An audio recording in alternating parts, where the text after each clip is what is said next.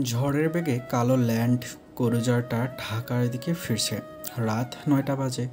গাড়িটা এখন সিরাজগঞ্জ দিয়ে ঢাকার দিকে যাচ্ছে। ড্রাইভিং সিটে অনেক বছর পর যে বসে আছে তার ভেতরের ঝড় সহজেই অনুমেয় তার গাড়ি চালানোর স্পিরিট দেখে। আর কেউ না বুঝলেও অনেক বছর ধরে তার গাড়ি চালায় ড্রাইভার বাহার পাশের সিটে বসে ঠিকই বুঝতে পারছে। বাহার সিট বেল্টটা বেঁধে শক্ত হয়ে বসে আছে। মনে মনে যত দোয়া দরুদ জানে সব আওড়াচ্ছে। গাড়ি কখন যে বেসামাল হয়ে অ্যাক্সিডেন্ট করে স্যার, বাহার সেই আতঙ্কেই অস্থির হচ্ছে। তার স্যার কেন আজ এরকম আচরণ করছে এই মুহূর্তে সে ছাড়া আর কেউ জানে না। আজ যে ঘটনা স্যারের সঙ্গে ঘটে গেল এরকম কোনো কিছুর জন্য তার স্যার কোনোভাবেই প্রস্তুত ছিলেন না। আসলেই সব কপালেই লেখা। তা না হলে কি স্যার হঠাৎ এইরকম একটা ঘটনার সঙ্গে জড়িয়ে যাবেন? পুরাই সিনেমার মতো ঘটনা ঘটে গেল স্যারের সাথে। বাহার একবার পিছনে তাকালো।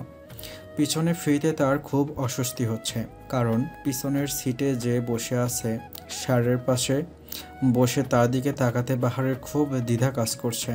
কিন্তু তার মনে হচ্ছে পিছনে যে বসে আছে তার কোনো একটা সমস্যা হচ্ছে।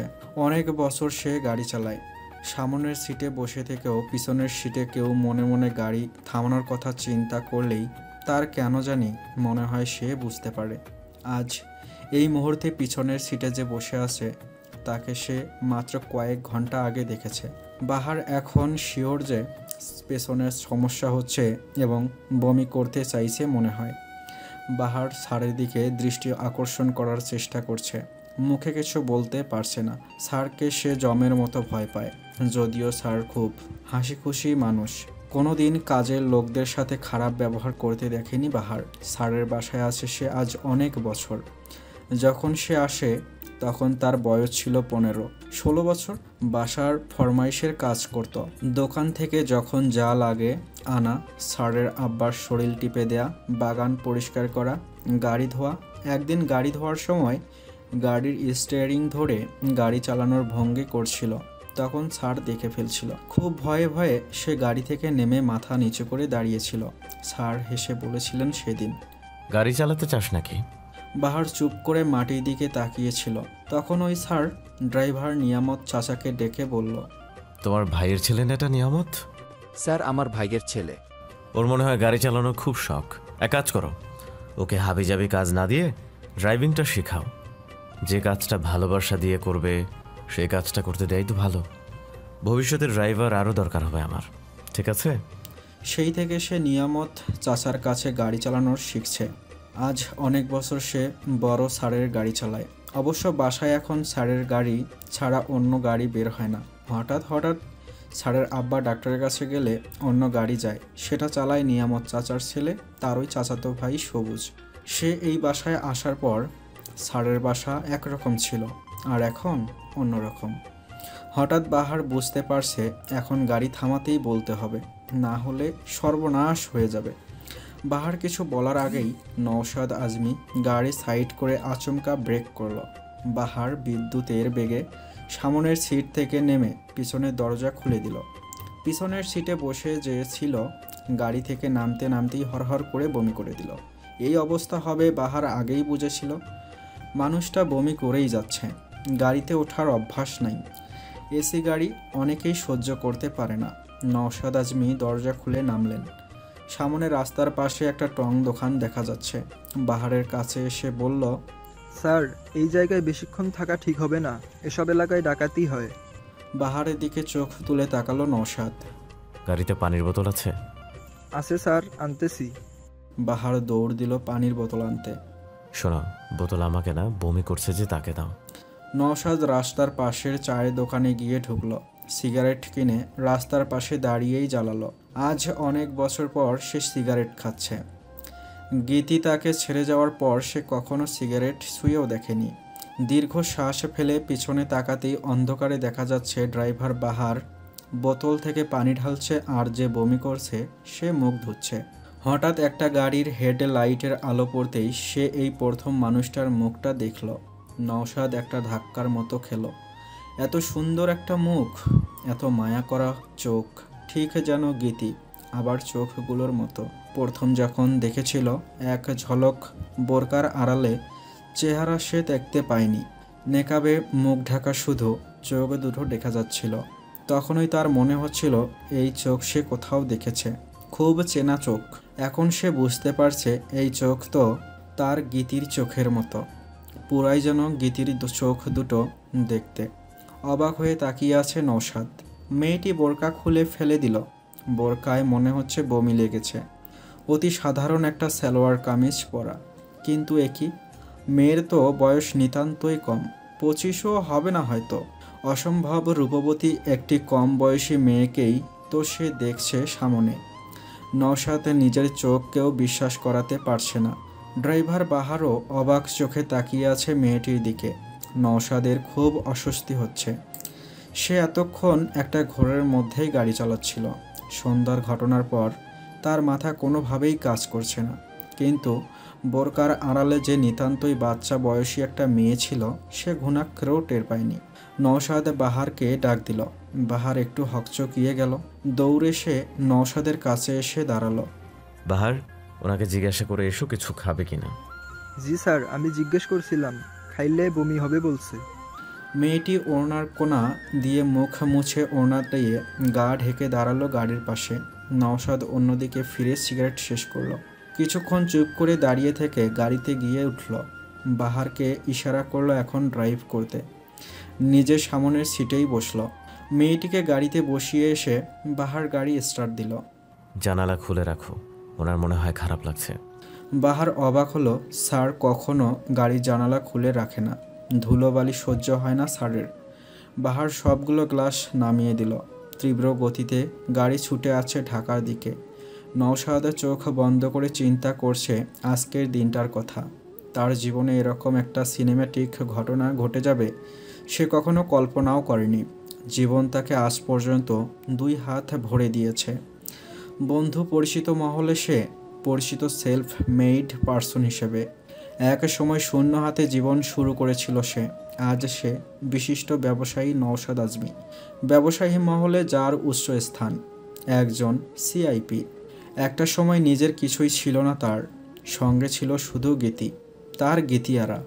ক্যাডেট কলেজের ক্লাস 7-এর দ্বিতীয় প্যারেন্টসের ডেতে প্রথম দেখা গীতির সঙ্গে তার। গীতি এসেছিল তার বাবা মায়ের সঙ্গে। বড় ভাই ফাহমিদ, যে কিনা নওশাদের 2 ক্লাস সিনিয়র ছিল, তাকে দেখতে। প্রতিটা প্যারেন্টস ডেতে গীতি আসতো তার পরিবারের সঙ্গে। নওশাদ গীতিকে দেখত। ক্লাস 8-এ যখন পড়ে গীতির সঙ্গে প্রথম কথা হয়, পরিচয় হয়। ওরা ক্লাসমেটই ছিল। নওশাদের ক্লাসমেট ক্লোজ ফ্রেন্ড মুহিব ছিল গীতির ফুফাতো ভাই। তার কাছেই প্রথম নওশাদ গীতিকে পছন্দ করে সেই কথা জানিয়েছিল। এর পরপর 2টো প্যারেন্টস ডেতে গীতি আসেনি। মুহিবের কাছ থেকেই জেনেছিল সে গীতির টাইফয়েড হয়েছে।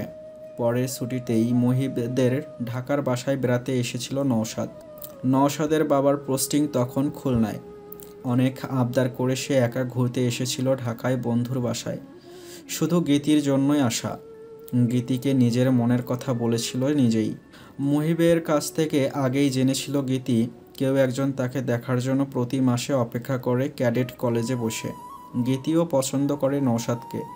কৈশোরের প্রেম কেউ কাউকে ফিরিয়ে দিতে পারেনি। সেই থেকে নওশাদ আর গীতি একসঙ্গে জীবনের প্রতিটি দুঃখ, কষ্ট, আনন্দ ভাগ করে নিয়েছে। সিনিয়র ভাইয়ের বোনকে পছন্দ করার জন্য কত নিদারুণ যন্ত্রণা ভোগ করেছে ক্যাডেট কলেজে নওশাদ। সেটা গীতিকে বলতে পারেনি কষ্ট পাবে বলে। কিন্তু তবু সে গীতির প্রতি আগ্রহ এক বিন্দু হারায়নি।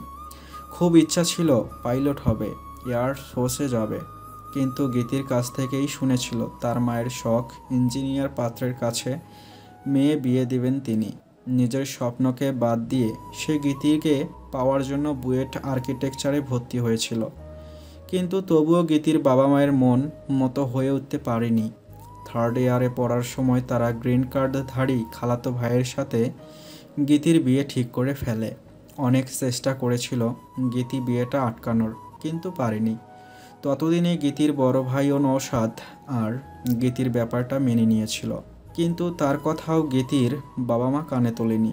অজ্ঞতা বিয়ের ডেট ঠিক হয়ে যাওয়ার পর গীতি বাসা থেকে পালিয়ে চলে আসে নওশাদের কাছে। নওশাদ তাকে ফিরিয়ে দেয়নি। সেই মুহূর্তে গীতিকে বিয়ে করে সে। গীতির বাবা মা অনেক ঝামেলা করে, কিন্তু নওশাদের বাবা মা গীতিকে বউ হিসেবে মেনে নেয়।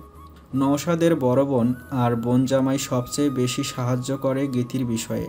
প্রথম 6 মাসে গীতি ছিল নওশাদের বড় বোনের বাসায়। তারপর নওশাদের মিরপুরের বাসায় গীতি থাকত। নওশাদের মা সারা জীবন 12 মাসের রোগে ছিলেন। গীতি শাশুড়ির সেবা করত খুব। নিজের পড়াশোনার ফাঁকে সংসার সামলাতে হতো গীতিকে। নওশাদের পড়াশোনা যখন শেষ হলো, 4 বন্ধু মিলে আর্কিটেকচার ফার্ম খুলে তারা। নওশাদের বাবা ছিল সাব রেজিস্ট্রার। অনেক অবৈধ টাকা তিনি যে গড়েছিলেন, ভার্সিটিতে পড়া অবস্থাতেই নওশাদ বুঝতে পারে। তখনই রিটায়ার্ড করে বাবা ঢাকার মিরপুরে নিজেদের 4 তলা বাড়িতে এসে ওঠে। নওশাদ জানতই না ঢাকা শহরে তাদের নিজের বাড়ি আছে। বাবা মায়ের বড় ছেলে হলেও বাবার সঙ্গে নওশাদের হৃদ্যতা সখ্যতা তৈরি হয়নি। সে সবসময় বাসার বাইরে বাইরে ছিল। নওশাদের ছোট আরও 2 ভাই। তারা তখন কলেজ ভার্সিটিতে পড়ে। একদিন এক ক্যাডেট কলেজের বন্ধুর পরামর্শে সে গার্মেন্টস ব্যবসায় আগ্রহী হয়ে ওঠে। তখন দেশে গার্মেন্টস ব্যবসা উল্কার বেগে এগিয়ে যাচ্ছে। নওশাদের কাছে টাকা ছিল না। গীতি তার গহনা বিক্রি করে দেয় টাকা। শাশুড়ির কাছ থেকে অনেক গহনা পেয়েছিল গীতি। শাশুড়ির অনুমতি নিয়েই বিক্রি করেছিল সব। ততদিনে নওশাদের অসুস্থ মা গীতি বলতে অজ্ঞান। তিনি গীতির কাছ থেকে শুনে নিজের নামের অনেক জমি ছিল, সেগুলো বিক্রি করে টাকা নওশাদের হাতে তুলে দেন ব্যবসার জন্য। নওশাদের ভাগ্য ছিল সুপ্রসন্ন। এক গার্মেন্টস ব্যবসা করে তাকে পেছনে ফিরে তাকাতে হয়নি। 5 বছরে সে অনেক ওপরে উঠে গিয়েছে। এর পেছনে ছিল তার দিনরাতের পরিশ্রম। ততদিনে গীতির আর তার কোলে জন্ম নেয় তাদের একমাত্র সন্তান, তাদের ছেলে নিশাল। নওশাদ গার্মেন্টস ব্যবসার পাশাপাশি রিয়েল এস্টেট ব্যবসা শুরু করে। সেখানেও সে সফল। ঢাকার নামকরা হাউজিং কোম্পানি আজ সে একজন সফল গার্মেন্টস, রিয়েল এস্টেট, সিরামিক্স ব্যবসায়ী। স্বপ্নের মতো উত্থান তার সফলতার। বাবার মিরপুরের বাড়ি ছেড়ে বহু বছর আগেই বাবা মাকে নিয়ে বনানীর পাদের মতো বাড়িতে এসে ওঠে সে। অসুস্থ মা তার সাফল্যের কিছু অংশ দেখেই মারা যায়। ভাইরা একজন তার ব্যবসায় জড়িত। ছোট ভাইটা ডাক্তার। বৃদ্ধ বাবা আছে তার সঙ্গে। জীবন তাকে উজাড় করে দিলেও কেড়ে নিয়েছে তার জীবনের সবচেয়ে বড় সুখ, সবচেয়ে বড় প্রেরণা, তার ভালোবাসা, তার গীতিকে। 6 বছর আগে গীতি তাকে একা করে না ফেরার দেশে চলে যায়। সেই থেকে নওশাদ এক নিঃসঙ্গ মানুষ। বৃদ্ধ বাবা, একমাত্র ছেলে নিশালকে নিয়ে এখন তার জীবন। টাকার পিছনে, সাফল্যের পিছনে ছুটে নিজের ভেতরের কষ্ট, একাকিত্বটা লুকিয়ে রাখে সযত্নে। গীতি তার সব আনন্দ সুখ নিয়ে চলে গেছে, কিন্তু গীতি যেমন চাইতো নওশাদ ভালো থাকুক, নওশাদ এখন নিজেকে সেভাবেই রাখে। এই যে আজ সিগারেট খেলো, গীতি যাওয়ার পর এই প্রথম সিগারেট এ হাতে দিল। গীতি থাকতে কত বাধা দিত, বকাঝকা, রাগারাগি করতো, কিন্তু নওশাদ শোনেনি। কিন্তু গীতি চলে যাওয়ার পর সে গীতির ইচ্ছা মতো জীবনটা কাটায়। 5 ওয়াক্ত নামাজ পড়া, হিসেব করে খাওয়া, রাত 10টার মধ্যে বাসায় ফিরে আসা। যত ব্যস্ততায় থাকুক আত্মীয় স্বজনদের খোঁজ নেয়া, সপ্তাহে একটা দিন বৃদ্ধ বাবার সঙ্গে বসে সময় কাটানো। এখন সব করে নওশাদ। গীতির হাতে গড়া সাজানো সংসারটাকে সাজিয়ে গুছিয়ে রাখে। ওর আশেপাশের সবাই ভেবেছিল গীতি যাওয়ার পর ও ভেঙে পড়বে, কিন্তু নওশাদ গীতির স্বপ্নগুলোর কাছ থেকে শক্তি নিয়ে নিজেকে পাথরের মতো শক্ত করে রেখেছে। শুধু ছেলেটার মনের কাছে ঘেঁষতে পারেনি। মায়ের কাছে ঘেঁষা নিশাল মায়ের মৃত্যুর পর বাবার কাছে আসেনি। কোথায় ছেলেকে বুকে জড়িয়ে ধরে জীবন কাটাবেন? না, সেই ছেলে 5 বছর আগে ক্যাডেট কলেজে চলে যায়। নওশাদের কোনো ইচ্ছা ছিল না ছেলেকে নিজের কাছ থেকে দূরে করার, কিন্তু ছেলে জিদ করে বসেছিল, এটা নাকি তার মায়ের ইচ্ছা ছিল। অগত্যা নওশাদকে রাজি হতেই হলো। ছেলে ক্যাডেট কলেজে 3 মাসে কিছুদিনের জন্য আসে ছুটিতে বাসায়। তখন কখনো কখনো জোর করেই ছেলেকে নিয়ে দেশের বাইরে ঘুরতে যায় সে। কোনো ছুটিতে পড়াশোনার বাহানা দেখিয়ে ছেলে যেতে চায় না। নওশাদ হাজার চেষ্টা করেও ছেলের মনের কাছে ঠাঁই পায় না। এটা তার বড় আক্ষেপ। হঠাৎ গাড়ি জোরে ব্রেক ধরাতে নওশাদের ভাবনায় ছেদ পড়ল। কি হলো বাহার? স্যার উনার মনে হয় আবার বমি হবে। ও আচ্ছা, আপনার কি বেশি খারাপ লাগছে? সামনে বসেই নওশাদ প্রশ্ন করলো। পিছনে কোনো সারা শব্দ নেই। নওশাদ উত্তরের অপেক্ষা করলো না, বাহারের দিকে তাকিয়ে বলল, আর কতক্ষণ লাগবে ঢাকা পৌঁছাতে? স্যার আমরা উত্তরায় ঢুকবো এখন, আবদুল্লাপুর সামনে। মেয়েটি চোখে মুখে পানি দিল জানালা দিয়ে মাথা বের করে। এখন ঠিক আছেন? জি। এই প্রথম মেয়েটির গলার শব্দ শুনল নওশাদ। স্টার্ট করো।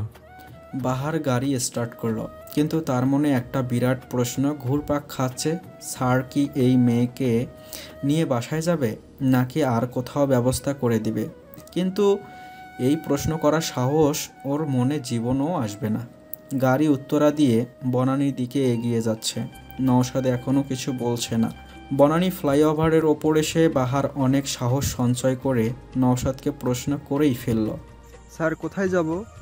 কোথায় যাব মানে? এত রাতে আর কোথাও যাওয়ার কথা নাকি? বাসায় যাব।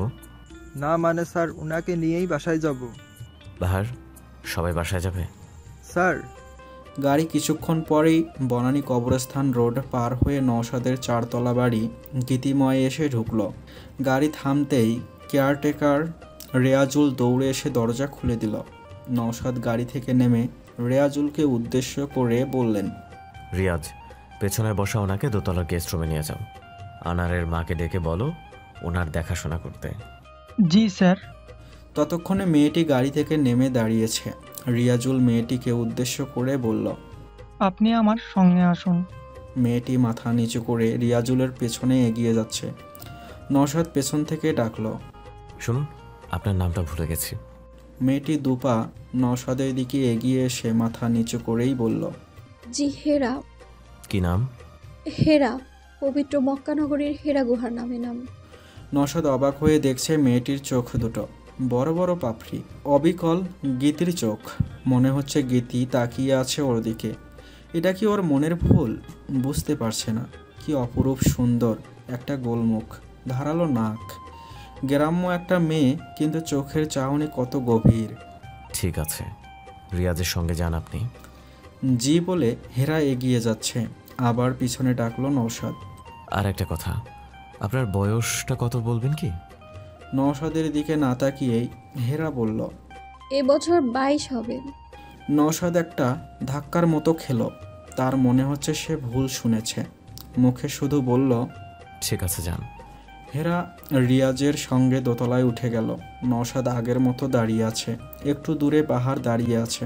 ওর দিকে চোখ পড়তেই বাহার কাছে এসে দাঁড়ালো। যাও বাহার, রেস্ট নাও, অনেক বড় জার্নি করে এসেছো। একরকম অস্বস্তি নিয়ে নওশাদ দোতলায় নিজের রুমে এসে ঢুকলো। ফ্রেশ হয়ে ওয়াশরুম থেকে বের হতেই দেখে বেডরুমে গীতির ছোট বোন বিথি দাঁড়িয়ে আছে। অবাক হয়ে গেল এত রাতে বিথিকে এই বাসায় দেখে। তুমি এখানে এত রাতে? দোলা ভাই, আপনি এত রাতে কোথা থেকে আসলেন? আমি খুলনা গিয়েছিলাম একটা কাজে। কিন্তু তুমি এত রাতে এই বাসায় কী করছো? রাত প্রায় 1টা বাজে। আপনি ভুলে গেছেন আজ নিশালের প্যারেন্টস ডে ছিল। আমি ছাড়া কেউ তো আর ছেলেটার খবর রাখে না। আমি গিয়েছিলাম, ফিরতে ফিরতে রাত হয়ে গেল, তাই আর বাসায় গেলাম না, মেয়েদের নিয়ে এখানেই থেকে গেলাম। ও আচ্ছা, তোমাকে কতদিন বলেছি ওর প্যারেন্টস ডে তুমি শোয়েবের কাছে নোট করিয়ে রাখবে। সোয়েব জানতো দোলা ভাই, এবং 2 দিন আগে সে আপনাকে বলেছেও। ঠিক আছে, ভুলে গেছি, খুব ব্যস্ত ছিলাম, আর খুলনা যাওয়াটা জরুরি ছিল। নিশালের চেয়েও বেশি জরুরি দোলা ভাই। এসব কিছু যাই করছি আমার নিশালের জন্যই। বিথি বিথি চুপ করে আছে। কেমন আছে নিশাল? ভালো আছে, মুখে কিছু না বললেও সে আপনাকে চায় প্যারেন্টস ডেতে দোলা ভাই। ছুটি কবে তার? আগামী মাসে লম্বা ছুটিতে আসবে। ঠিক আছে, যাও, তুমিও জার্নি করে আসছো, রেস্ট করো। আর থ্যাঙ্কস বিথি। থ্যাঙ্কসের কিছু নেই, আপনার জন্য করি না, সব কিছু আপা আর নিশালের জন্যই করি। তারপরও থ্যাঙ্কস তোমাকে। গীতি চলে যাওয়ার পর এই বাসা কখনো নওশাদের 2 শালি বিথি আর জুথির কথাই চলে, কখনো নওশাদের ছোট 2 ভাইয়ের বউ এসে মাতব্বরি করে। ঘরের আসল গৃহিণী না থাকলে যা হয় আর কি। নিশাল তার ছোট খালা বিথির খুব ক্লোজ, তাই বিথির প্রতি এই বাসার সবাই অবজ্ঞা হয় খুব। নওশাদ ওই সব নিয়ে মাথা ঘামায় না। বিথি একটু পর উত্তেজিত হয়ে আবার রুমে দরজা খুলল। ঘরে না ঢুকে বাইরে থেকেই নওশাদের দিকে প্রশ্ন ছুড়ে দিল। এই মেয়ে কে দুলাভাই? আপনি এই মেয়েকে কোথা থেকে আনলেন? কি সমস্যা বিথি? আশ্চর্য, এই বয়সী একটা মেয়ে এই বাসায় কেন? বাসা ভর্তি কাজের মানুষ, আর কাজের লোকের তো দরকার নেই। নওশাদ রুমের বাইরে এসে দাঁড়ালো। বাসার সকল কাজের মানুষ উকিঝুঁকি দিচ্ছে। সেখানে সবার দোতলার ওঠার ও অনুমতি নেই। একেবারে এই মুহূর্তে সব এসে গেছে বিথির উত্তেজিত রূপ দেখে। হেরাও গেস্ট রুমের দরজায় আনারের মায়ের সঙ্গে মাথা নিচু করে দাঁড়িয়ে আছে। মেয়েটা লজ্জা এবং ভয়ে মাটির সঙ্গে মিশে যাচ্ছে। গেস্ট রুমে থাকতে যখন দিয়েছি তার মানে সে কাজের লোক শ্রেণীর কেউ না বিথি। বুঝলাম, কিন্তু আমি জানতে চাইছি দুলাভাই, মেয়েটি কে? তোমার জানা কি জরুরি? কি আশ্চর্য, অবশ্যই জরুরি। এই বাসায় একজন অপরিচিত মানুষ আসবে, আমার জানা তো অবশ্যই জরুরি দুলাভাই। আপা মারা যাওয়ার পর এই বাসার ভালো মন্দ আমি খেয়াল রাখছি, যেহেতু আমাকে জানতে হবে মেয়েটাকে। কোথা থেকে আপনি এত রাতে ওকে নিয়ে আসলেন এবং কেন আনলেন? অযাচিত অহেতুক যে কাউকে এই বাসায় রাখার তো দরকার নেই। আপনি থাকেন না সারাদিন বাসায়, কয়দিন পর পর বিদেশ চলে যান, তখন অপরিচিত মানুষ এই বাসায় কি করবে না করবে তার খেয়াল কে রাখবে? বিথি রাগে গজ গজ করছে। নওশাদ বিথির দিকে তাকিয়ে খুব ঠান্ডা গলায় বলল, ওর নাম হেরা, আমার স্ত্রী। আমার মনে হয় সবার মনে যা যা প্রশ্ন ছিল উত্তর পেয়ে গেছো। আনারের মা, ওনাকে খাবার খেতে দাও, ওনার যত্নের যাতে কোনো ত্রুটি না হয়। বিথি বাজ পড়া মানুষের মতো নওশাদের দিকে তাকিয়ে আছে। আশেপাশের লোকজনেরও সেই অবস্থা। নওশাদ নিজের রুমে ঢুকে দরজা লাগিয়ে দিল। কারো কোনো প্রশ্নের উত্তর দেওয়ার ইচ্ছে করছে না তার। আজ সে অনেক ক্লান্ত, শারীরিক এবং মানসিকভাবে। খুব ভোরেই ঘুম থেকে ওঠে নওশাদ। নামাজ পড়ে কোনো দিন একটু শুয়ে থাকে, তারপর ট্রেডমিলে হাঁটে, এক্সারসাইজ করে। 46 বছর বয়স তার, কিন্তু তাকে 38 থেকে বড়জোর 40 মনে হয়। সে যেভাবেই মেইনটেইন করে রেখেছে নিজেকে, অবশ্য তাদের ফ্যামিলির ধাতটাই এমন। গীতি বলতো, বয়স চোরা সবাই। 5 ফুট 9 ইঞ্চির শরীরটাতে এখনও মেদ জমতে দেয়নি সে। প্রেশার, ডায়াবেটিস কোনো সমস্যা নেই। পায়ে কখনো কখনো গাউটের ব্যথা হয় একটু, সেজন্য তাকে খাওয়া কন্ট্রোল করে চলতে হয়। গীতি যাওয়ার পর থেকে বন্ধুরা কেউ কেউ আবার বিয়ে করতে বলে তাকে। আত্মীয় স্বজন সবাই এখনও অস্থির করে বিয়ের জন্য। বড় বোন তার ছেলের কাছে ফ্লোরিডাতে থাকে। প্রতি সপ্তাহে নিয়ম করে একদিন ফোন দিবে, 20-25 মিনিট কথা বলবে, যার পুরোটাই থাকে নওশাদকে বিয়ের জন্য রাজি করানো। এক পর্যায়ে কান্নাকাটি করবে। বুবুকে বোঝাতে বোঝাতে নওশাদের অনেক সময় ব্যয় হয়। নওশাদের শাশুড়ি এখনও জীবিত আছেন। তিনি ছেলে ফাহমিদের সঙ্গে অস্ট্রেলিয়াতে থাকেন। দেশে এলে তিনিও 2-3 বার বিয়ের কথা তুলেছেন, কিন্তু তার 2 শালি বিথি আর জ্যোতি বিয়ের কথা শুনতেই পারে না। গীতি যাওয়ার পর শালি বিথির আগের বিয়েটা ফাইনালি ডিভোর্স হয়ে গেল যখন শাশুড়ি আর গীতির বড় ভাই গীতির সঙ্গে তার বিয়ের কথাও বলেছিল। নিশাল যেহেতু বিথির কাজ ঘেঁষা, তাই নওশাদ কোনোভাবেই রাজি হয়নি। বিথিও চেয়েছিল খুব, এটা সে বুঝতো। একদিন তো সরাসরি বিথি তাকে বলেছিল সে রাজি আছে বোনের সংসার আর নিশালের দায়িত্ব নিতে। সেদিন সে হেসে বলেছিল, খালা হিসেবে কি তুমি নিশালকে মায়ের মতো আদর দিতে পারবে না বিথি? বিথি মন খারাপ করে বলেছিল, পারবো। তাহলে কেন আমার এই জীবনের সঙ্গে জুড়তে চাইছো, যেখানে আজও তোমার বড় বোনের রাজত্ব করে? গীতিকে আমি এখনো যতটা ভালোবাসি, কাউকে গীতির স্থানে বসাতে পারবো না। সেদিন চোখ ছলছল করে বিথি বিদায় হয়ে গিয়েছিল। তার কিছুদিন পর এক ডাক্তারের সঙ্গে তার বিয়ে হয়ে যায়। ছোট ছোট 2 মেয়ের মা এখন। উত্তরায় নিজের ফ্ল্যাট। ভালোই আছে বিথি। মাঝে মাঝে বোনের সংসারে মাতব্বরি করতে আসে। নিশালকে খুব আদর করে। নিশালও বিথির জন্য পাগল। আজ হঠাৎ একটা সাধারণ গ্রাম্য মেয়েকে নওশাদের স্ত্রী হিসেবে কোনোভাবেই মানতে পারছে না বিথি। নওশাদ জানে আজ দিন শুরু হওয়ার পরই কত প্রশ্নের সম্মুখীন তাকে হতে হবে। নিজেকে সেইভাবেই প্রস্তুত করে নিচ্ছে সে। নিচে থেকে হেঁটে এসে দোতলায় বাবার ঘরে ঢুকল। তার বাবা ফারহাদ আজমির, বয়স প্রায় 90। সরকারি চাকরি করতেন। মা মারা গেছেন 15 বছর আগে। বৃদ্ধ বাবাকে কখনো ভাইদের দায়িত্বে দেয় না নওশাদ। কখনো ওরা নিয়ে গেলেও 2-3 দিনের মধ্যে গিয়ে নিয়ে আসে সে। গীতি যাওয়ার পর কাজের লোকজনই বাবার সব দেখাশোনা করে। ওর বাসায় যত লোক আছে বাবার সেবার জন্য অন্য ভাইদের বাসায় সেই সুযোগ নেই, তাই তাদের কষ্ট দিতে চায় না সে। বাবার ঘরে ঢুকে দেখে তিনি ইজে চেয়ারে বারান্দায় বসে আছে। চোখে লেন্স পরানো হয়েছে বলেই এখনও ভালো দেখে, শুধু কানে একটু কম শোনে। জোরে কথা বলতে হয়, স্মরণশক্তি কমে গেছে। নওশাদকে দেখে বললেন, ও বাবু তুই, তা আজ ইউনিভার্সিটিতে যাসনি কেন? পড়াশোনা এভাবে হয় নাকি? তোমার শরীর কেমন আব্বা? আমার শরীর ভালো, তুই ইউনিভার্সিটি কেন গেলি না সেটা আগে বল। একটু পরে যাব, এখনো সময় আছে। আমি যেন না শুনি ক্লাস মিস দিচ্ছিস। তোর আমার শরীরটা কি আজ বেশি খারাপ? নওশাদ বলল, আম্মা ঠিক আছে, তোমার সকালে নাস্তা দিতে বলবো? দিতে বল, কাউকে বল পেপার পড়ে শোনাতে। বকুল কোথায়? বকুলকে আব্বা? নাম মনে থাকে না, যে পেপার পড়ে শোনায় সেই ছেলেটা। ওর নাম রাজু, আমি পাঠিয়ে দিচ্ছি ওকে। তুমি নাস্তা খেয়ে ঘুমাও, রাতে তোমার ঘুম কম হচ্ছে মনে হয়। আচ্ছা তাড়াতাড়ি যা, ক্লাসের সময় হয়ে গেছে তোর। নওশাদ দীর্ঘ শ্বাস ফেলে বাবার রুম থেকে বের হয়ে এলো। বাবাই ভালো আছে, কখনো সব মনে থাকে, কখনো সব ভুলে যায়। বাবার টেক কেয়ার করে 24-25 বছরের একটা ছেলে আছে, নাম রাজু। সকাল থেকে রাত বাবার সব কাজ করে, শুধু দুপুরের পর আনারের মা ওনার খেয়াল রাখে। এই সময়টা আব্বা ঘুমিয়ে থাকে বেশিরভাগ সময়। রাজু তখন ব্রেক নেয়। নওশাদ আনারের মাকে ডাকলো। আনারের মা ছুটে এলো। জি স্যার। আব্বার নাস্তা নিয়ে রাজুকে যেতে বলো। জি স্যার, পাঠাচ্ছি। বিথি ঘুম থেকে উঠেছে? খালাম্মা এখনো ওঠে নাই। নওশাদ নিজের ঘরের দিকে পা বাড়িয়েও আবার পিছনে ফিরে তাকালো। গেস্ট রুমে যিনি আছেন সে উঠেছে? দেখি নাই এখনো, ডাকবো স্যার? না দরকার নাই, যাও তুমি। নওশাদ নিজের রুমে এসে ঢুকলো। গোসল শেষ করে অফিসের জন্য রেডি হয়ে গেল। ড্রয়ার খুলে গীতির ছবি বের করলো। আগে দেয়াল জুড়ে গীতির কত ছবি ছিল, মারা যাওয়ার পরও ছিল। একদিন এক আলেমের কাছ থেকে যখন শুনল মৃত ব্যক্তির আত্মার আজাব হয় ছবি এভাবে লোকজন বারবার দেখলে, সেই থেকে সব ছবি সে নামিয়ে ফেলেছে। গীতিকে বেঁচে থাকতেও ও কষ্ট দিতে চাইতো না, কখনোই না। সেখানে মৃত্যুর পর ছবির জন্য গীতির কষ্ট হোক সে কখনো চায় না। ড্রয়ারের ভেতরে রাখা থাকে গীতির ছবি।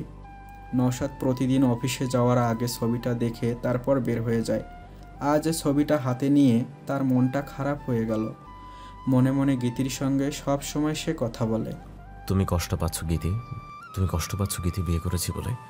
সবচেয়ে বড় কথা, এভাবে হঠাৎ অচেনা একটা বাচ্চা বয়সী মেয়েকে বিয়ে করেছি বলে। মেয়েটাকে বাঁচাতে ওই মুহূর্তে বিয়ে করা ছাড়া আর কোনো উপায় আমার সামনে ছিল না। এক ঝলক ওকে দেখেছি, চোখ দুটো দেখে মনে হয়েছিল ওকে যে কোনো উপায়ে বাঁচাতে হবে আমার। বিশ্বাস করবে না গীতি, ওর চোখ দেখে আমার ভেতর কি হলো আমি তোমাকে বলে বোঝাতে পারবো না। ওর চোখ দুটো তোমার মতো, সেজন্য কি বিয়ে করে ফেললাম গীতি। আমি তো কখনো তাড়াহুড়ো করে ডিসিশন নেই না, তবে কেন গতকাল এরকম একটা ডিসিশন এভাবে নিয়ে ফেললাম বুঝতে পারছি না। তুমি আমাকে ক্ষমা করে দিও। আমি সেই মুহূর্তে বুঝতে পারিনি মেয়েটার বয়স মাত্র 22 বছর। আমার তো এখন লজ্জায় শেষ হয়ে যাওয়ার মতো অবস্থা। ওর ভালো করতে গিয়ে আবার খারাপ কিছু করে ফেললাম না তো গীতি? আমি ওর সঙ্গে সংসার করতে পারবো না, অসম্ভব। মেয়েটার যে আশ্রয় দরকার এই মুহূর্তে আমি তাই দিতে চেয়েছিলাম, কিন্তু কোথা থেকে যে বিয়ের বন্ধনে জড়িয়ে গেলাম। কি করা উচিত বলো তো গীতি? দরজায় টোকা পড়ার শব্দ হচ্ছে। গীতির ছবি ড্রয়ারে ঢুকিয়ে নওশাদ দরজার দিকে তাকিয়ে বলল, কে? এসো। আনারের মা এসে দাঁড়িয়েছে। খালাম্মা খাওয়ার টেবিলে বসে আছে। যাও আমি আসছি। আনারের মা তবুও দাঁড়িয়ে আছে। আর কিছু বলবে? ওনাকে কি খাওয়ার টেবিলে আসতে বলবো? কাকে? নতুন আম্মাকে। নতুন আম্মা?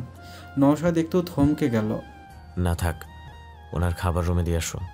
আনারের মা রুম থেকে বের হয়ে গেল। নওশাদের মাথায় নতুন আম্মা শব্দটা ঘুরছে। তাই তো যে মুহূর্তে সে ঘোষণা করেছে মেয়েটি তার স্ত্রী, সেই মুহূর্তে থেকে এই সংসারের প্রতিটা মানুষের কাছে সেই মেয়েটির অবস্থান অন্যরকম। টাইয়ের নট বাঁধতে বাঁধতে নওশাদ চিন্তা করছে আজ এই বাড়ির ভেতরের প্রতিটি মানুষ জানে, কালকে পর্যন্ত তার সকল আত্মীয় স্বজন থেকে বন্ধু মহল জানবে। সে তো এত বড় সত্য কথা লুকিয়ে রাখতে পারবে না। জীবনে কোনো কাজই সে লুকিয়ে করেনি, কিন্তু আজ সে পরিস্থিতির চাপে পড়ে করা বিয়েটা নিয়ে লুকোছপা করবে। বিয়ের মতো ব্যাপারকেই লুকিয়ে রাখা যায়?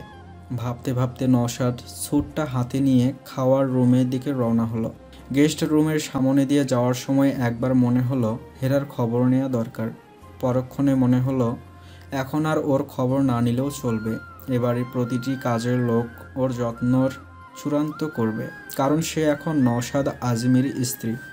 সিঁড়ি থেকেই সে বিথির গলা শুনতে পাচ্ছে। ফোনে কারো সঙ্গে মেজাজ দেখাচ্ছে। নওশাদকে দেখে ফোন নামিয়ে রাখলো। নওশাদ টেবিলে বসে নিজের প্লেটে খাবার তুলে নিল। সবজি আর রুটি তার প্রতিদিনের ব্রেকফাস্ট, সঙ্গে থাকে দুধ চিনি ছাড়া চা। খাওয়ার বিষয়ে সে খুব সচেতন। তিনি বিথির দিকে সবজির বাটি এগিয়ে দিলেন। বিথি বাটি হাতে নিয়ে টেবিলে নামিয়ে রাখলো। খাবার টেবিলের পাশে একজন বুয়া দাঁড়িয়ে আছে। নওশাদ ওইদিকে তাকাতেই সে রুম থেকে বের হয়ে গেল। এবাড়ির কাজের লোকজন নওশাদের চোখের ইশারা ভালো চেনে। বুয়া বের হয়ে যাওয়ার সঙ্গে সঙ্গে শোয়েব এসে ঢুকলো। শোয়েব হলো নওশাদের সবচেয়ে বিশ্বস্ত মানুষ। নওশাদ চোখ বন্ধ করে শোয়েবকে বিশ্বাস করে। ওর মামাতো বোনের ছেলে। অনেক বছর ধরে নওশাদের সঙ্গে আছে। নওশাদের ব্যবসা, বাসা সবখানে শোয়েবের অবাধ বিচরণ। সে নওশাদের একরকম পিএ, কখনো কখনো অ্যাডভাইজারও। চেয়ার টেনে খাওয়ার টেবিলে বসলো শোয়েব। বেশিরভাগ দিনই সে এই বাসার 3 তলায় থাকে। এখনও বিয়ে করেনি। ওর মা অনেক পাত্রী দেখাচ্ছে, কেন জানি সে রাজি হচ্ছে না। নওশাদের দিকে তাকিয়ে বলল, মামা, আপনি কালকের রাতে কখন ফিরেছেন? বিকেল থেকে আপনার ফোন বন্ধ পাচ্ছি, ড্রাইভার বাহারের ফোনও বন্ধ। নওশাদ রুটি মুখে দিতে দিতে বলল, চার্জ ছিল না ফোনের দুজনের কারোই। শুয়েব, তোমার মামার বিয়ের বরযাত্রী যাওনি তুমি? বিথির এরকম প্রশ্নে অবাক হয়ে শোয়েব বিথির দিকে তাকালো। খালামণি, আপনার কথা কিছুই বুঝলাম না। শুয়েব, তোমার মামা প্লাস বস গতকাল নতুন বউ নিয়ে বাসায় এসেছে। দোতলা গেস্ট রুমে আছে তোমার নতুন মামি, যাও দেখে এসো। নওশাদ খাচ্ছে, কোনো কথা বলছে না। টিপট থেকে চা ঢেলে আগে বিথির দিকে এগিয়ে দিল নওশাদ। তারপর বিথিকে উদ্দেশ্য করে বলল, গরম চা খেলে কি মাথা আরও গরম হবে, নাকি ঠান্ডা জুস দিতে বলবো তোমাকে বিথি? দুলা ভাই, আপনি আমার সঙ্গে ফাজলামো করছেন? রাগে গজগজ করতে করতে বিথি বলল, না তা কেন, আমি তোমার মেজাজ ঠান্ডা করার চেষ্টা করছি। নওশাদ হেসে বলল, আমার মেজাজ ঠান্ডা আছে দুলা ভাই। বিথি, আমার কথা মনোযোগ দিয়ে শোনো। আমি মানছি তোমার মন খারাপ হচ্ছে। হঠাৎ বলা নেই কওয়া নেই আমি বিয়ে করে বউ বাসা নিয়ে হাজির হয়েছি দেখে একটা কথা চিন্তা করে দেখো তো, আমার মতো একজন মানুষ এরকম কাজ নিশ্চয়ই কোনো বড় কারণ না থাকলে করে না। আগে কারণটা শোনো, তারপর রাগ দেখিও। আমি তো তোমার বোনের উপস্থিতিতে দ্বিতীয় বিয়ে করিনি, তাই না? ফ্যামিলির সবাই চাইছিল যেন আমি বিয়ে করি, এখন করেছি। নওশাদ শোয়েবের দিকে তাকিয়ে বলল, শোয়েব, তোমাকেও জানানোর সুযোগ পাইনি, আমি কালকে বিয়ে করেছি। শোয়েব নিজের কানকেও বিশ্বাস করাতে পারছে না। কি বলেন মামা, সত্যি? হঠাৎ? সব আমি পরে বলছি তোমাকে, বুঝছি। শুয়েব, তোমার মামা মহা সুন্দরী এক কম বয়সী বাচ্চা মেয়েকে বিয়ে করে নিয়ে এসেছে। দুলা ভাই, আপনার বউ নিশালের সমবয়সী না তো? কিভাবে পটালেন এই মেয়েকে? নাকি আপনার রূপ, টাকা, আভিজাত্য মোহে বিয়ে বসে পড়েছে এই গ্রাম্য ভূত মেয়েটা? আর বুঝলাম না, আপনি ওকে গেস্ট রুমে রাখছেন কেন? নিজের বেডরুমে নিয়ে বিছানায় নিয়ে রাখেন, আমরা বাসর খাট সাজিয়ে দিই। এবার নওশাদ চোখ মুখ কঠিন করে বলল, বিধি একটু বেশি বলে ফেলছো না? শোনো, আমি কেন মেয়েটাকে বিয়ে করেছি সবাই সময় হলে জানবে। মেয়েটা আমার আইনত এবং ধর্মীয় মতে স্ত্রী। আশা করি সেই সম্মানটা দিয়ে কথা বলবে তুমি। আর আমি কাকে কোন রুমে কোন বেডে রাখবো সেটা আমি ডিসাইড করব। তোমাকে টেনশন করতে হবে না। বাসর খাট সাজানোর দরকার পড়লে লোকজন আছে, তারাই ব্যবস্থা করবে। তোমাকে সেটা নিয়ে চিন্তা করতে হবে না। নওশাদের কথা শুনে বিথি আরও উত্তেজিত হয়ে গেল। দুলা ভাই, আমার মৃত বোনটার কথা চিন্তা করলেন না আপনি? তোমার বোনের সঙ্গে আমার বোঝাপড়াটা আমি পরকালে গিয়ে করে নেব, ঠিক আছে? আর নিশালের সঙ্গে? নওশাদ একটু চুপ হয়ে গেল, তারপর বলল, বিথি, নিশালের সঙ্গে আমি কথা বলবো। তুমি ভুলেও ওকে আগে কিছু বলবে না, এটা আমার অনুরোধ। আমার বিশ্বাস তুমি আমার অনুরোধ রাখবে। শোয়েব, চলো, আজ আমার অনেক কাজ আছে। বলে নওশাদ খাওয়ার টেবিল থেকে উঠে গেল। বিথি বসে আছে। ওর এত রাগ হচ্ছে নওশাদের ওপর। মনে মনে ভাবছে, একদিন নিজে মুখে মানুষটাকে বিয়ের কথা বলেছিল, তখন আপার কথা বলে তাকে রিফিউজ করেছিল। আজ এত বছর পর গাইয়া একটা মেয়েকে বিয়ে করে নিয়ে এসেছে। অশিক্ষিত গেয়েও এই মেয়ে কিনা নওশাদ আজমির বউ। এত সহজে এই মেয়েকে এ বাড়ির বউ হতে দেবে না সে। এটা আমার বোনের সংসার। নিশালের অধিকার অন্য কেউ ভাগ বসাবে আমি থাকতে কোনো দিনও না। বিথি উঠে গিয়ে আনারের মাকে ডাকলো। জি খালাম্মা। পারুল কোথায়?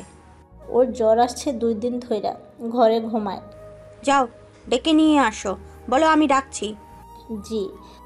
বিথি পারুলকে এই বাসায় কাজ করতে এনেছিল। এই বাসার সকল খবর পারুলই তাকে জানায়। পারুল জ্বরে কাহিল আজ 2 দিন, দাঁড়াতে পারছে না, তবুও কষ্ট করে এসে বিথির সামনে দাঁড়ালো। খালাম্মা ডাকছেন? শুন পারুল, তোর স্যার নতুন বউ নিয়ে আসছে, শুনেছিস? শুনলাম, তাই দেখি নাই। আমাকে সব খবর পাঠাবি। আর একটা কথা, মেয়েটাকে চোখে চোখে রাখবি। আচ্ছা। আমি যাচ্ছি, ফোন দিবি আমাকে। বিথি তার মেয়েদের নিয়ে চলে গেল নিজের বাসায়। গাড়িতে বসে উত্তরা যাওয়া পর্যন্ত ঢাকা থেকে সিডনি থেকে ফ্লোরিডা সব জায়গা নওশাদের বিয়ের খবর সে পৌঁছে দিয়েছে। আজ সারাদিন নওশাদ অফিসের কাজ বাদ দিয়ে ফোন অ্যাটেন্ড করতেই দিন পার করার ব্যবস্থা বিথি করে দিল। নওশাদ অফিসে যাওয়ার পথে গাড়িতে চুপচাপ বসে আছে, কোনো কথা বলছে না। শোয়েব পাশে বসে উসখুস করছে। তার জানতে ইচ্ছা করছে কি হচ্ছে এসব। বলা নেই কওয়া নেই, মামা এভাবে বিয়ে করে চলে যাচ্ছে। আর কেউ কিছু না জানলেও মামা তাকে না জানিয়ে এত বড় ডিসিশন কখনো নেবে না, এটাই তার বিশ্বাস ছিল। কিন্তু কি এমন ঘটনা যে মামা তাকে না জানিয়ে একদম বিয়ে করে বউ সঙ্গে নিয়ে বাসায় এসে হাজির। মামাকে বিয়ে করানোর জন্য আত্মীয় স্বজন কতবার বলেছে, কিন্তু মামা সব সময় বিয়ের প্রসঙ্গ এড়িয়ে গেছেন।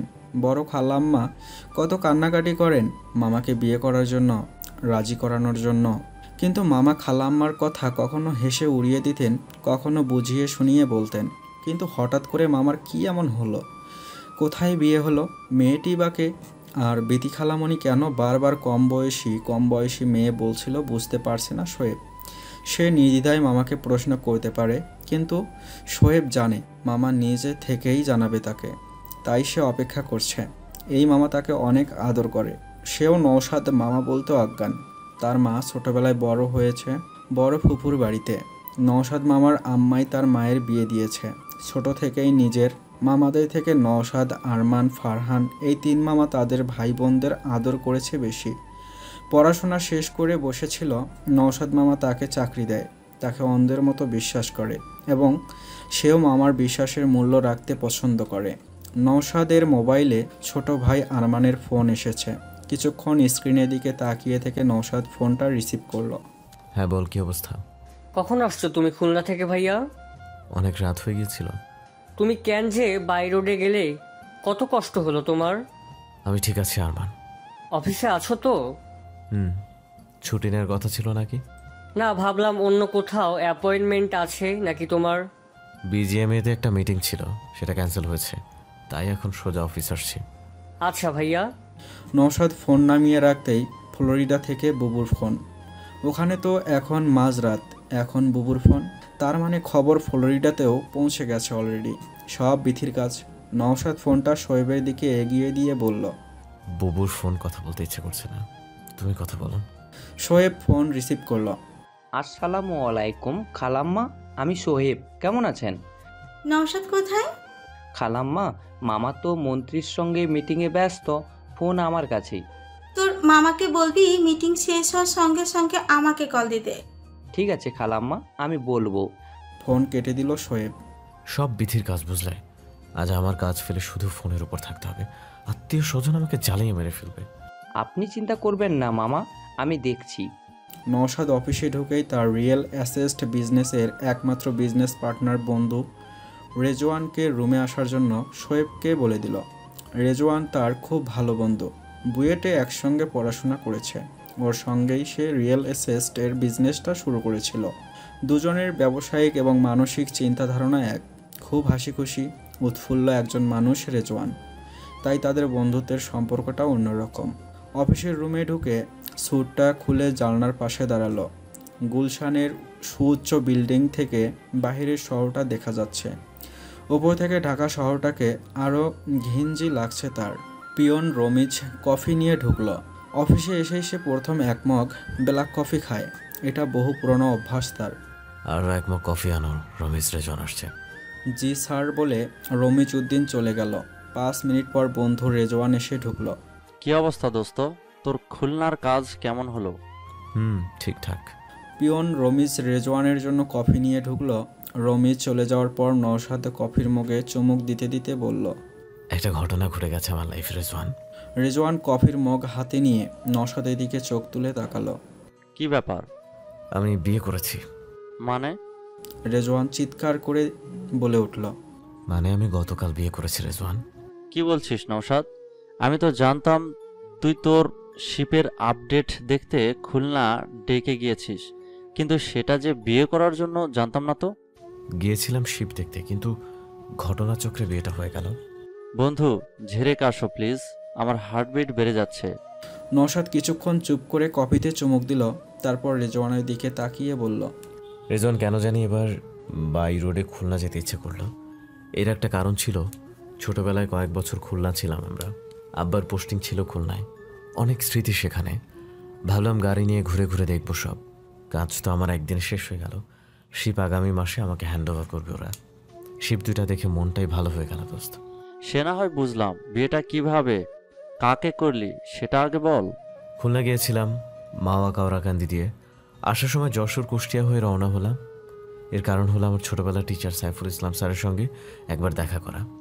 সাইফুল ইসলাম স্যার ক্যাডেট কলেজে ঢোকার আগে আমাকে অঙ্ক আর বিজ্ঞান পড়াতেন। আমি অঙ্কের বেসিক শিখেছি এই স্যারের কাছে। আব্বার পোস্টিং ছিল তখন কুষ্টিয়ায়। স্যার আমাকে আর আরমানকে বাসায় এসে পড়াতেন।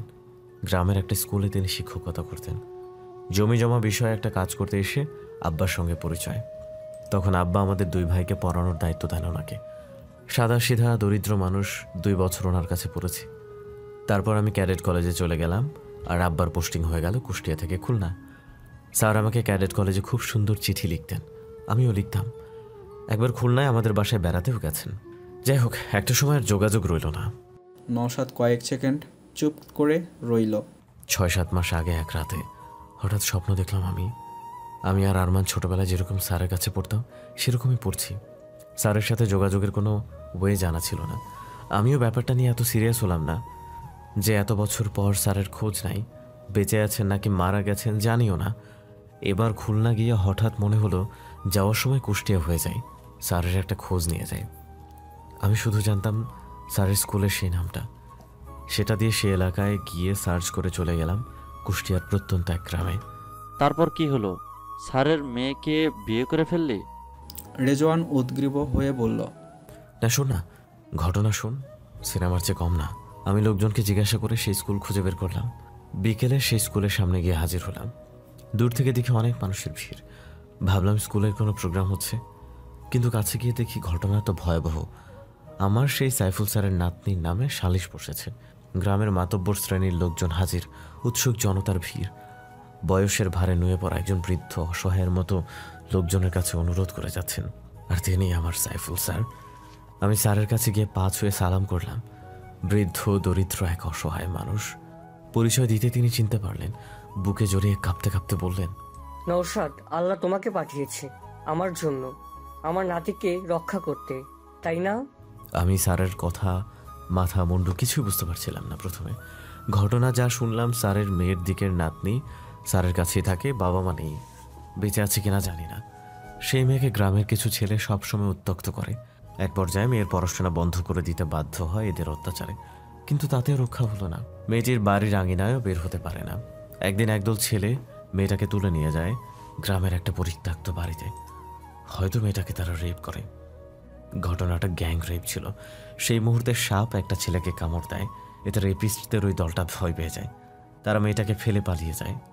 যাকে সাপ কামড় দেয় সেই ছেলেটা মারা যায়নি, কিন্তু মানসিকভাবে অপ্রকৃতস্থ হয়ে যায় কিছুটা, ভয়ে হয়তো। মেয়েটা বাড়ি ফিরে আসলে পরে বাড়ির মানুষ ঘটনাটা ধামাচাপা দিতে চুপ করে যায়, কারণ ওই ছেলেদের কারোর ফ্যামিলিতে পলিটিক্যাল ফিগারের কেউ আছে। সাপের ওই ঘটনার পর ছেলেগুলো আরও বেপরোয়া হয়ে ওঠে। দিনে দুপুরে মেয়েটার বাড়িতে চলে আসে। মেয়েটার জীবন একরকম দুর্বিষহ করে দেয়। এর মধ্যে মেয়েটার কোনো এক মামি হয়তো ওই ছেলেদের কাছ থেকে টাকা নিয়ে রাতে ঘরের ছিটকিনি খুলে দেয়। ছেলেগুলো মেয়েটাকে আবার তুলে নিতে ঘরে ঢুকে পড়ে।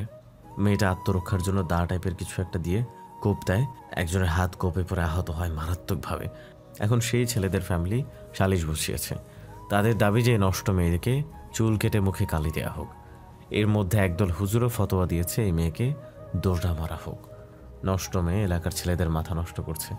চিন্তা কর রেজওয়ান, এই যুগে এসে এখনো এদেশের গ্রামে এই জিনিস চলছে, দোরডা মারা। তারপর তুই মেয়েটির সঙ্গে কিভাবে জড়িয়ে গেলি নওশাদ, সেটা বল। তুই তো ইচ্ছে করলেই ওই এলাকার পুলিশ কল করতে পারতি। হোম মিনিস্টারকে ফোন দিলেই তো তোর দায়িত্ব শেষ হয়ে যেত। আমি সেই চেষ্টা করতে গিয়ে দেখি আমার মোবাইলের চার্জ শেষ, মোবাইল বন্ধ। কপাল দেখ, ড্রাইভার বাহার, তার মোবাইলের চার্জও নাকি আগেই শেষ। আমার কারণ আমার মুখস্থই নাই, শোয়েব কিংবা তোর কারো নাম্বার আমার জানা নাই। কি বলিস? সেটাই। তারপর এলাকার লোকজনকে বোঝানোর চেষ্টা করলাম আপনারা দয়া করে এই কাজ করবেন না, কিন্তু পাবলিক আমার কথা শুনবেই না। অগত্যা আমি বললাম ঠিক আছে, আমি মেয়েটিকে গ্রাম থেকে নিয়ে চলে যাচ্ছি, আপনারা শান্ত হন, আজ থেকে এই মেয়ের দায়িত্ব আমার। তারপর গ্রামের লোকজন এত খারাপ, বিশেষ করে ফতোয়াবাজ হুজুরগুলো বলে বেগানা পুরুষের কাছে গ্রামের মেয়েকে আমরা কেন দিব, আপনি কে হন ওর? মেয়ে নিয়ে যদি বিক্রি করে দেন আপনি? চিন্তা কর দোস্তিদের কথা। বুঝলাম, পুলিশ কি করে? আরে পুলিশকে খবরটা দিবে কে? মেয়ের মামা দুটো মেয়েটাকে ঘাড় থেকে ঝাড়তে পারলে বাঁচে, পুলিশের ঝামেলায় যাবে না। দৌড়রা মেরে ফেলুক এরা, তাতেই খুশি। সাইফুল স্যার ছুটে এসে আমার পায়ে পড়ে গেল। আমি স্যারকে কি আশ্বাস দেব বুঝতেই পারছিলাম না। এক অসহায় নানা তার নাতনিকে বাঁচাতে প্রতিটা লোকের পায়ে পড়ছে। কি যে করুণ দৃশ্য ছিল রেজওয়ান। মেয়েটি কোথায় তখন? বোরকা পরা, নেকাব দিয়ে মুখ ঢাকা মেয়েটাকে 2-3টা মেয়ে ধরে বসে আছে। শুধুমাত্র চোখ দুটো দেখলাম। অসহায় মেয়েটি শূন্য দৃষ্টিতে তাকিয়ে আছে। তোর কাছে মিথ্যা বলবো না, ওই চোখ দুটো দেখে আমার মনে হলো এই মেয়েটাকে আমার বাঁচাতে হবে যে কোনো উপায়, কিন্তু কিভাবে কি করব জানি না। আমি গ্রামের চেয়ারম্যানকে ডেকে একটু দূরে নিয়ে বললাম, আমি টাকা দিতে রাজি আছি, আপনি যে কোনো উপায়ে এই ঘটনা বন্ধ করার ব্যবস্থা করুন। উনি বলে, সাইফুল ইসলাম স্যার আমারও স্যার ছিলেন। আপনার কি মনে হয় আমার খারাপ লাগছে না? মেয়েটি ছোট থেকেই অসহায়, কিন্তু আমার হাতে করার কিছু নেই। লোকজন খুব উত্তেজিত। সবচেয়ে বড় কথা, মেয়েটির মামারাই আপদ বিদায় করতে চাইছে, দেখছেন না? এখন কি উপায় সেটা বলুন চেয়ারম্যান সাহেব। আপনি মেয়েটিকে এখান থেকে যেভাবে হোক নিয়ে যাওয়ার ব্যবস্থা করুন। কিন্তু কিভাবে চেয়ারম্যান সাহেব? সেটাও তো আমি বুঝতে পারছি না স্যার। আচ্ছা দেখি আমি হুজুরদের রাজি করাতে পারি কিনা। এই কথা বলে চেয়ারম্যান হুজুরদের সঙ্গে কথা বলতে গেল। হুজুরদের এক কথা, বেগানা পুরুষদের সাথে গ্রামের মেয়েকে তারা ছাড়বে না। এই নষ্ট মেয়ের জন্য দৌড়াই সবচেয়ে বড় শাস্তি। চুল কাটার জন্য নাপিত চলে আসছে খুর আর কেচি নিয়ে। ঠিক সেই মুহূর্তে আমার কি হলো জানি না রেজওয়ান। আমি বললাম আমি মেয়েটাকে এই মুহূর্তে বিয়ে করে সঙ্গে করে নিয়ে যেতে চাই, তাহলে তার কোনো সমস্যা নেই। দেখি আশেপাশে সব চুপ হয়ে গেল। তখন একদল বলল ঠিক আছে, আরেক দল বলল না। তখন চেয়ারম্যান এসে আমাকে বলল, স্যার আপনি কি বলছেন এটা? আপনার ঘরে নিশ্চয়ই স্ত্রী আছে, হঠাৎ এভাবে ডিসিশন নেবেন না। চেয়ারম্যান সাহেব, আমার স্ত্রী মারা গেছে 6 বছর হয়েছে। আপনি শিওর হয়ে বলছেন তো স্যার? আমি শিওর। তখন এই চেয়ারম্যান তার ক্ষমতা দেখিয়ে হুজুররা যেহেতু বিয়ের পক্ষে ছিল তাদের দিয়ে মাতব্বর শ্রেণীর লোকদের রাজি করালো। সাইফুল স্যার আমাকে জড়িয়ে ধরে বলল, আমি জানতাম আল্লাহ কোনো না কোনো একটা ব্যবস্থা করবে। বাবা নওশাদ, তুমি সত্যি ওকে বিয়ে করবে? আমি বললাম, স্যার আপনি ঠিক শুনেছেন। এই মেয়েকে নিয়ে আর কখনো এখানে ফিরে আসবে না নওশাদ।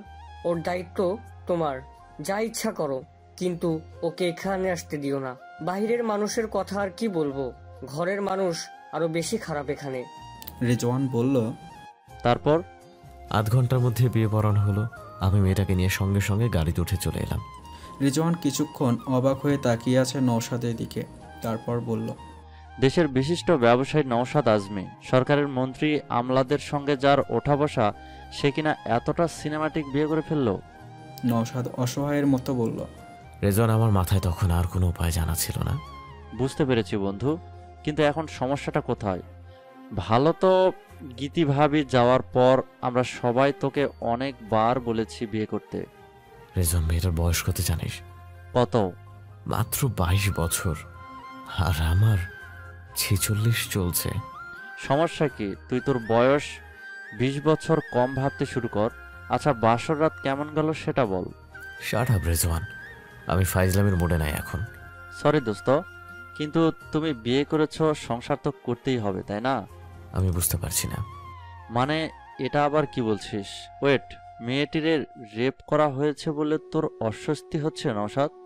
আর এইসব কিছু না, আমি বোঝাতে পারছি না তোকে। নওশাদ, বিয়ে যখন করেছিস শি ইজ ইয়োর রেসপন্সিবিলিটি। তোর বউ, স্ত্রীর অধিকার পাওয়া এখন ওই মেয়ের প্রাপ্য অধিকার। নাম কি মেয়ের? নাম ভুলে গেছি, একটু অন্যরকম একটা নাম। দেখতে কেমন?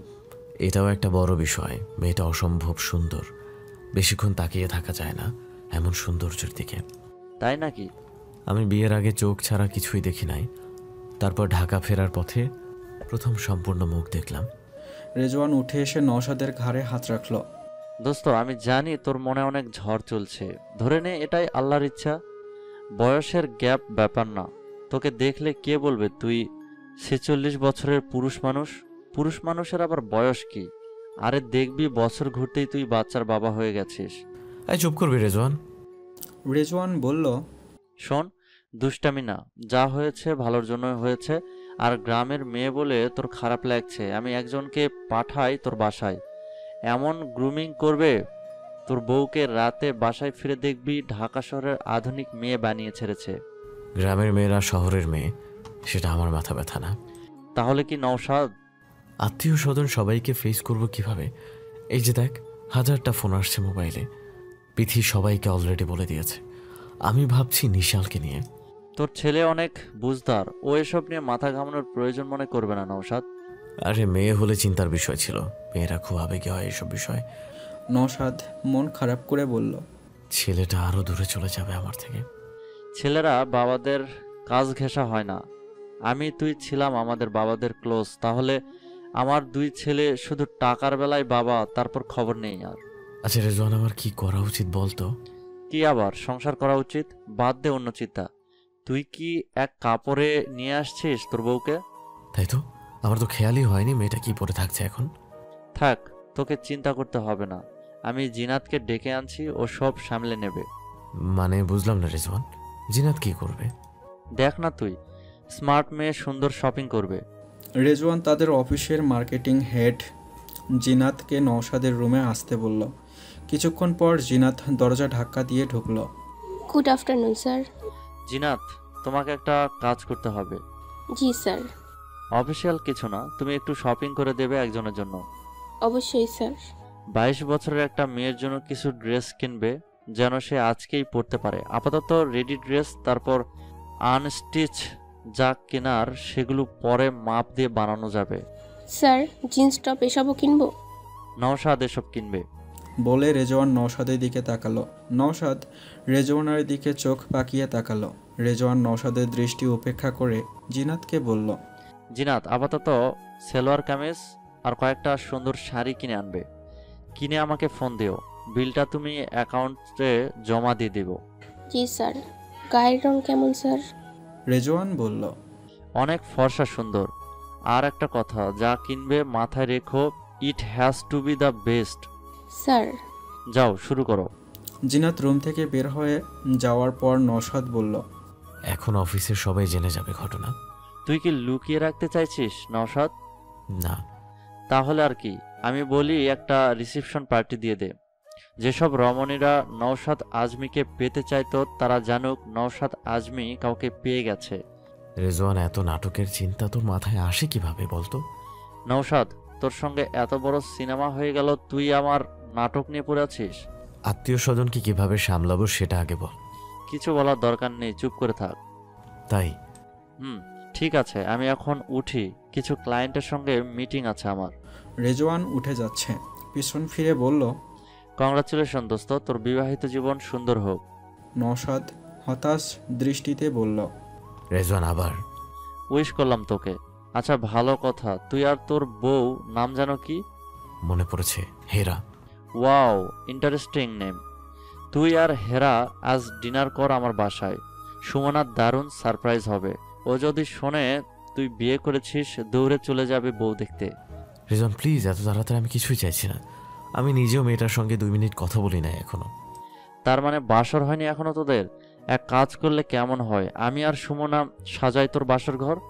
নওশাদ বলল। এই তুই এখন ভাগবি নাকি কলম ছুঁড়ে মারবো? হাসতে হাসতে রেজওয়ান রুম থেকে বের হয়ে গেল।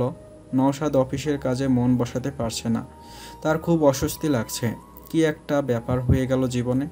সে কখনো কি এরকম কিছু ভেবেছিল তার জীবনে? বিয়ে ব্যাপারটা তার জীবনে দুইবার নাটকের মতো হয়ে গেল। গীতিও পালিয়ে চলে এসেছিল, তারপর কাজী অফিসে গিয়ে বিয়ে করেছিল বন্ধুদের সাথে নিয়ে।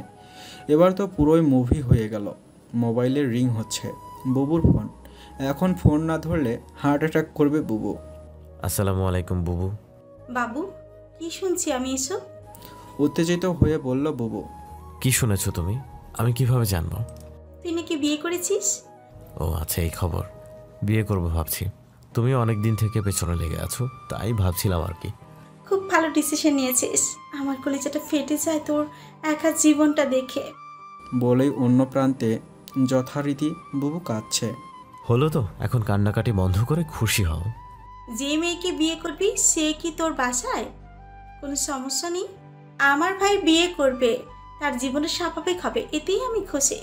আমি ইরফানকে বলছি আমার ঢাকা যাওয়ার ব্যবস্থা করে দিতে। আমি আর তোর দুলাভাই এসে তোর বিয়ে দিব। গীতি তো অসময় চলে গেল, তোর বুড়ো বয়সটা কিভাবে কাটবে সে চিন্তায় অস্থির হতাম রে বাবু। বুবু, আমি এখন অফিসে, তোমার সাথে পরে কথা বলবো, রাখলাম। ঠিক আছে, পরে কথা হবে। চোখের পানি মুছতে মুছতে জান্নাত আজমি ফোনটা রাখলো। নওশাদ কখনো মিথ্যা কথা বলতে চায় না, কিন্তু বুবুর সঙ্গে এই মুহূর্তে মিথ্যাটা তাকে বলতেই হলো। কেন যেন সে বলতে পারলো না বিয়ে করে ফেলেছে। একটু পর শোয়েব এসে ঢুকলো রুমে। আসবো স্যার? অফিসে সবসময় শোয়েব তাকে স্যার ডাকে, শুরু থেকেই এটা। এসো, বসো। রাতে একটা দাওয়াত ছিল আপনার। কোথায়?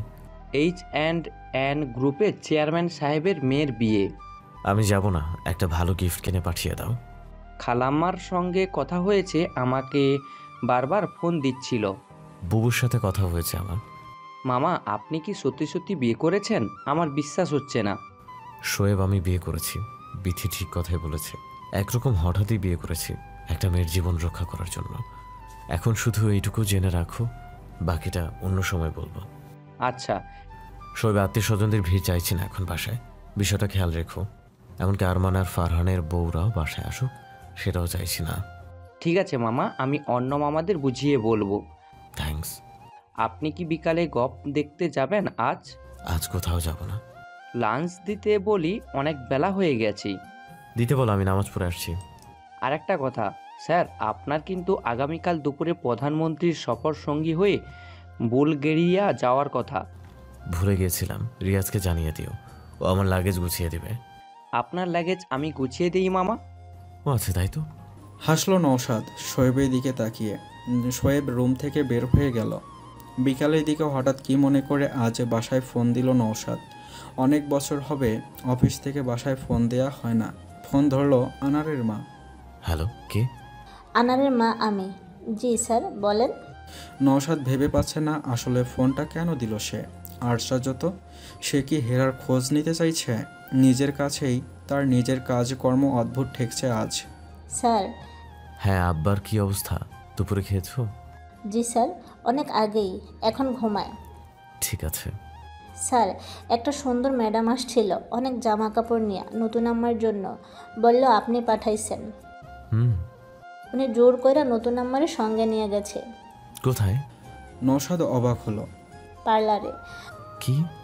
নতুন আম্মা যাইতে চায় নাই, বারবার বলছে আপনি না বললে কোথাও যাবে না। ম্যাডাম বলল আপনিই নাকি পাঠাইছেন। আচ্ছা ঠিক আছে। নওশাদ ফোন নামিয়ে রাখলো। এসব রেজওয়ানের কাজ। বেটা হাস্যকর একটা ঘটনা ঘটিয়েই ছাড়বে। সন্ধ্যায় নওশাদ জিনাতকে কল করলো। হ্যালো জিনাত। জি স্যার। তুমি কোথায়? স্যার, ম্যাডাম কিনে আমি একটা পার্লারে আছি, আমাদের কাজ অলমোস্ট শেষ। ঠিক আছে, ওনাকে বাসায় দিয়ে আমাকে জানিও। জি স্যার। নওশাদ রেজওয়ানের কাজ দেখে খুবই অস্বস্তি ফিল করছে, কিন্তু কি অদ্ভুত ব্যাপার, আজ তার বাসায় ফিরে যেতে ইচ্ছে করছে। গীতি যাওয়ার পর এরকম কখনো হয়নি। এমনও হয়েছে অফিসের সবাই চলে গেছে, সে আর শোয়েব কিংবা কখনো একা সে কাজে ডুবে থেকেছে। তাহলে আজ কেন সন্ধ্যা হতেই বাসায় ফিরতে মন চাইছে? আজ কেন বাসাটা হাতছানি দিয়ে ডাকছে তাকে।